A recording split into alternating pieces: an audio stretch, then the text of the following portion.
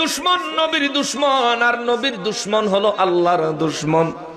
আল্লাহ কয় ফাহুম ইউজাউন,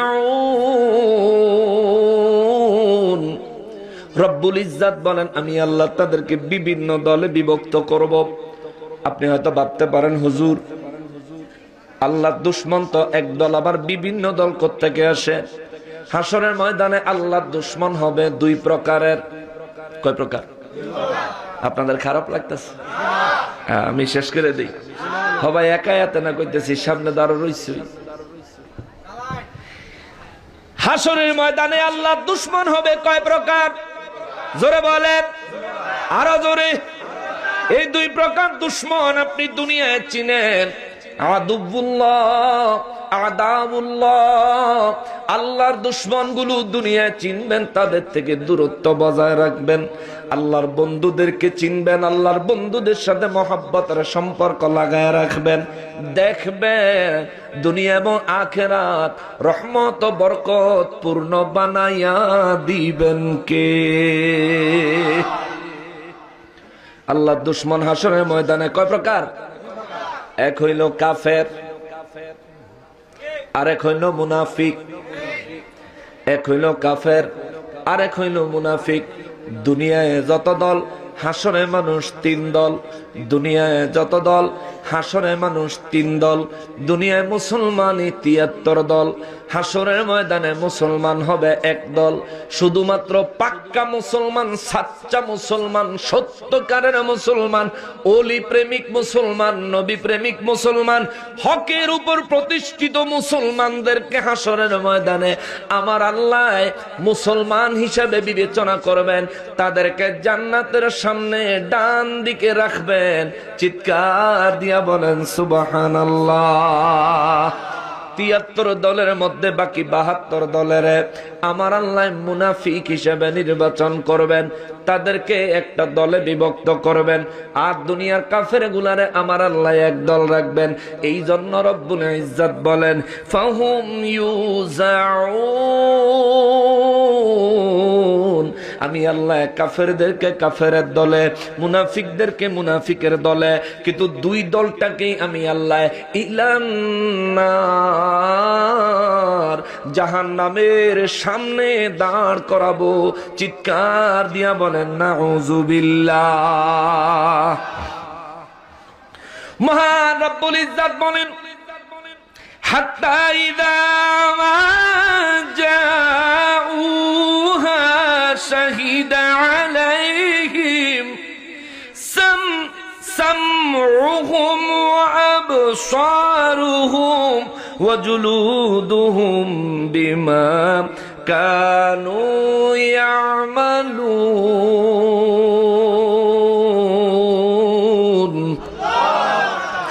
রব্বুল আলামিন বলেন হাত্তা, অবশেষে, পরিশেষে, সবশেষে বিচার যখন, বিচার কার্য যখন তাদের উপর আমার আল্লাহ আরম্ভ করবেন, রব্বুল ইজ্জাত বলেন হাত্তা ইযা মা জাউহা, যখন ওই আমি রব্বুল ইজ্জাত কাফের এবং মুনাফিকদেরকে জাহান্নামের দিকে রাখবো, জাহান্নামের নির্দিষ্ট জায়গায় যখন তাদেরকে পাঠাবো, তারা যখন ওই নির্ধারিত জায়গায় একেবারে জাহান্নামের দরজায় যায় দাঁড়াবে, তখন আল্লাহ কয় শাহিদা আলাইহিম, তাদের বিরুদ্ধে কিছু সাক্ষী দাঁড় করাবো আমি আল্লাহ। কি দাঁড় করাইব? আদালতে যদি আপনার বিরুদ্ধে কেউ সাক্ষী দেয়, বিচারও জিতবেন? বলেন জিতবেন? দুনিয়া এই এলাকার পঞ্চায়েতের বিচারও যদি আমার বিরুদ্ধে কেউ সাক্ষী দেয়, তাহলে এই বিচারে আমি কি জিতবো? আল্লাহ কয় আমি আল্লাহ প্রথমত তাদেরকে জাহান্নামের দরজায় রাখবো, দ্বিতীয়ত আমি রব্বুল ইজ্জাত তাদের বিরুদ্ধে সাক্ষী দাঁড় করাবো। সাক্ষী হবে তিনটা। কয়টা? প্রাথমিক সাক্ষী কয়টা? আল্লাহ কয় প্রাথমিক সাক্ষী হবে তিনটা। এক নম্বরের সাক্ষী হবে সামউহুম, তাদের নিজের কান। আমি রব্বুল ইজ্জাতের দরবারে আমার কান, আল্লাহ মাফ করুক, আস্তাগফিরুল্লাহ, নাউযুবিল্লাহ, মাআযাল্লাহ, আস্তাগফিরুল্লাহাল আযীম, ইয়া রাব্বাল আলামিন ক্ষমা করেন, দয়া করেন, ইয়া রাব্বাল আলামিন দয়া করেন, আস্তাগফিরুল্লাহাল্লাযী লা ইলাহা ইল্লা হুয়াল হাইয়ুল কাইয়্যুম, ওয়া আতুবু ইলাইহি লা হাওলা ওয়ালা কুওয়াতা ইল্লা বিল্লাহিল আলিয়্যিল আযীম। মালিক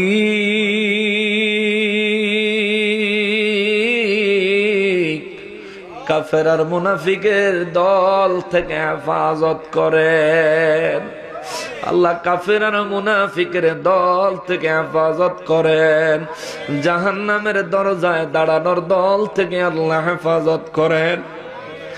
যত কষ্ট দিলে আপনি খুশি হবেন আল্লাহ দেন, কিন্তু কিয়ামতে জাহান্নামের সামনে দাঁড় করেন না। নিজের জীবনের আমলের জন্য যত শাস্তি আছে আল্লাহ দুনিয়ায় দেন, কবরে হাসরে আল্লাহ আযাব দিয়েন না। রব্বুল আলামিন বলেন, মুনাফিকের কান, কাফের বেঈমানের কান, নিজের কান নিজের বিরুদ্ধে সাক্ষী দিবে।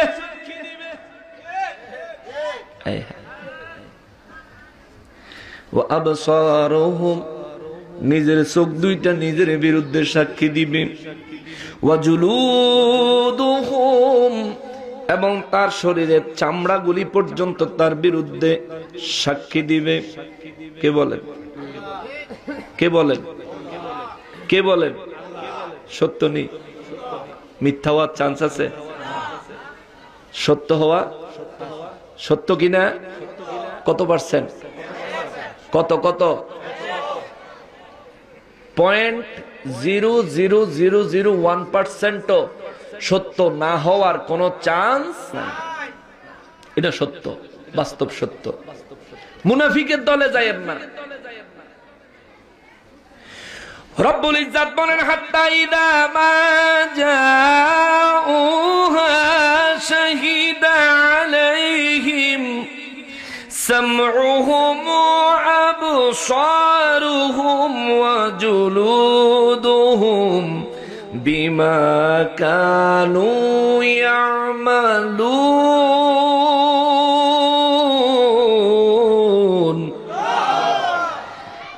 এবার আয়েন ওয়াহাবিগো মাহফিলও জাননি ওয়াজ শুনতে, কান দিয়া ওয়াজ শুনবেন, কানের বিচার হবে।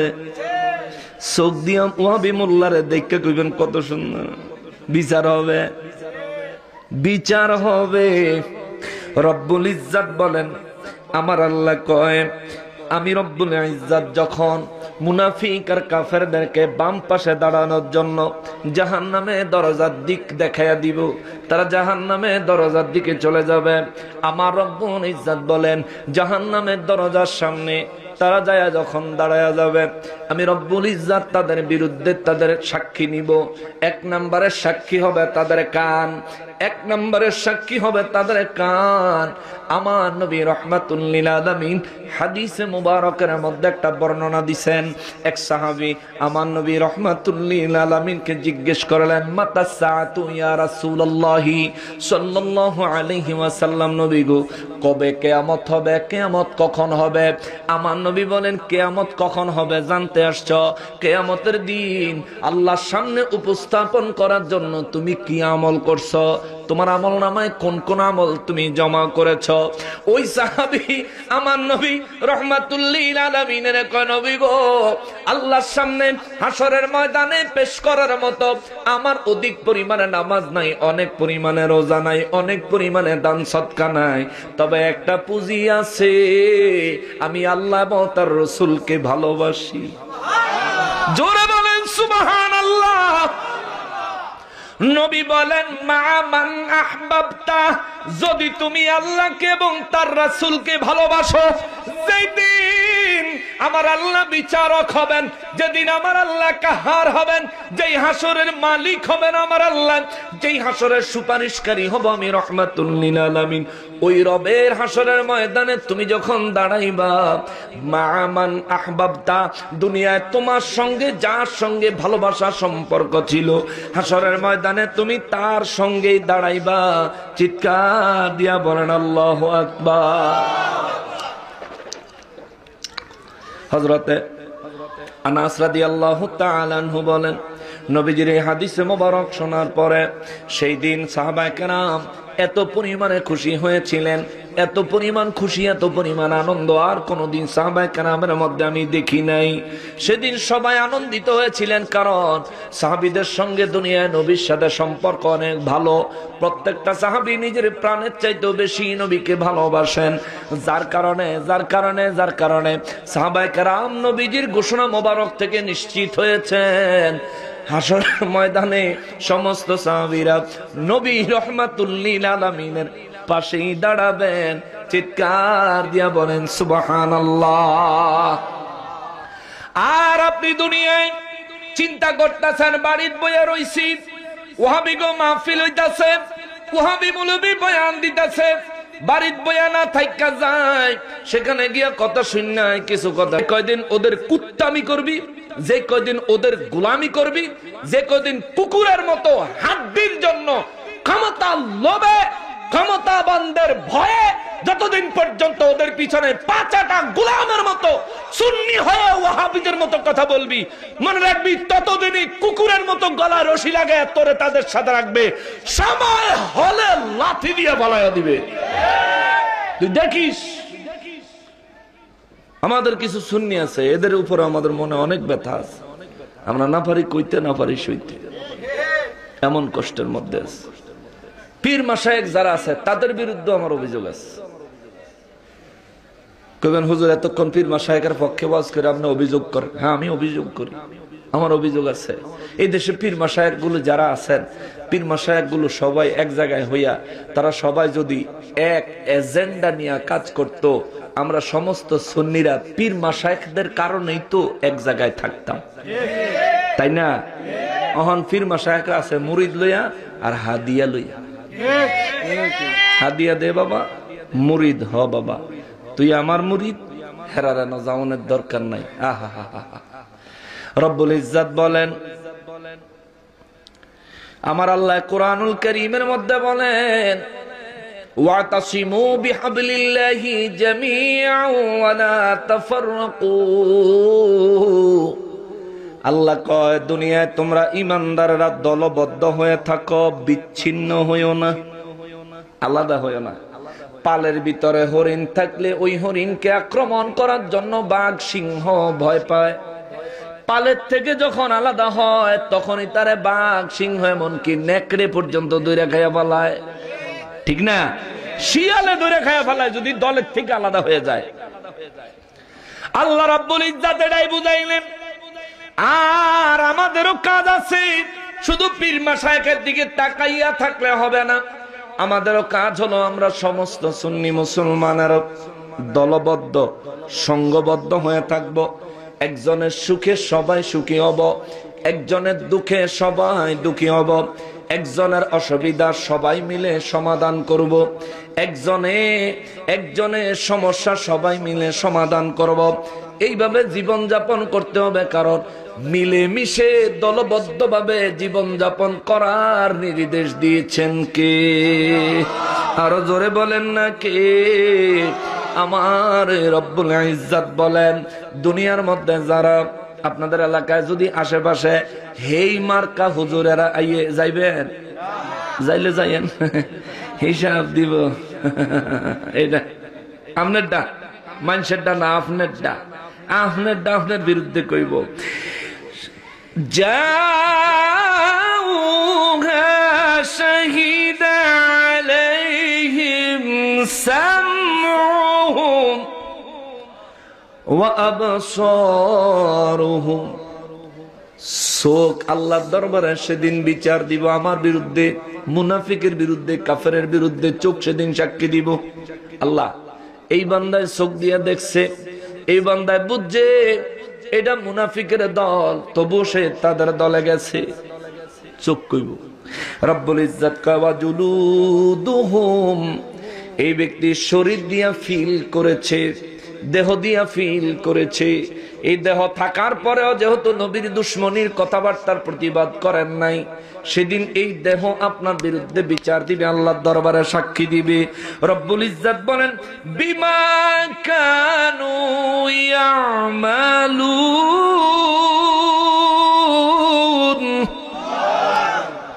কান বলবে, চোখ বলবে, আপনার শরীরের চামড়া ত্বকগুলো বলবে আপনি আপনার জীবনে কি কি বিষয় শুনেছেন, দেখেছেন এবং কি কি কাজ করেছেন।